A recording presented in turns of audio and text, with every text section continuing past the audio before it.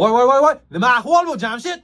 Telefonim ovozi unaqa baland emasda Sardor aka. Senga kalonkali telefon kerakmi? Ertaroq aytganingda dipslarga qiziqaman deb. Senga Poco F8 Ultra'ni zakaz qilib olgan bo'lardik. Oho, shu darajada xoramimi? Aytib beringchi, qanaqa telefon ekan u? Poco F8 Ultra. Bu telefonning kalonkasi bilan bemalol konsert qo'ysa bo'ladi, Jamshid. Telefonning displeyi AMOLED 120 Hz. Vashe monti. Telefonning batareykasini gapirmasa ham bo'laveradi. 6,5 mAh. 100 wattlik zaryadga qabul qiladi. Besprovодной 50 watt qabul qiladi. Tushunyapsanmi?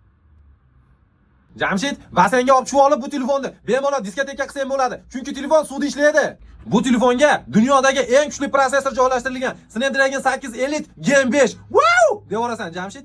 Varapski o'ladi telefonim endi bu. Jamshid, bilaman sen PUBG o'ynaysan. PUBG o'ynasang indamay 120 FPS ochadi. GTA 5 ni ham bemalol ko'taradi. Yomonmikan? Xoram tomonlarini ham aytib bering aka. Telefonda xoram tomonlariga keladigan bo'lsa, telefon qizib ketadi, yonib bila ketadi. Agar qish kunida uyingda gaz yo'q bo'lsa, chaynaydi bemalol telefon ustiga qo'yasan-da, bemalol bitta choy damlab ichsang bo'ladi. Kamerasi 50 megapiksel, 4K formatda video olib bergani bilan u darajada tiniq emas. Rasmlarni kamera fondaqa olib bera olmaydi.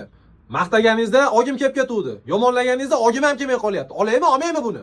Puling bo'lsa ol, bo'lmasa kalonkani ko'tarib yuraver jipriqqa o'xshab. Narxi necha pul ekan bu xoramini? Bu telefonning narxlari $750 atrofida sotiladi. Hali O'zbekistonga kirib kelmadi. Kirib kelgandan keyin bemalol Mix Mobile Telegram kanalidan topsanglar bo'ladi. Jamshid, obunachilaringga aytib qo'y, ularni qo'ysin.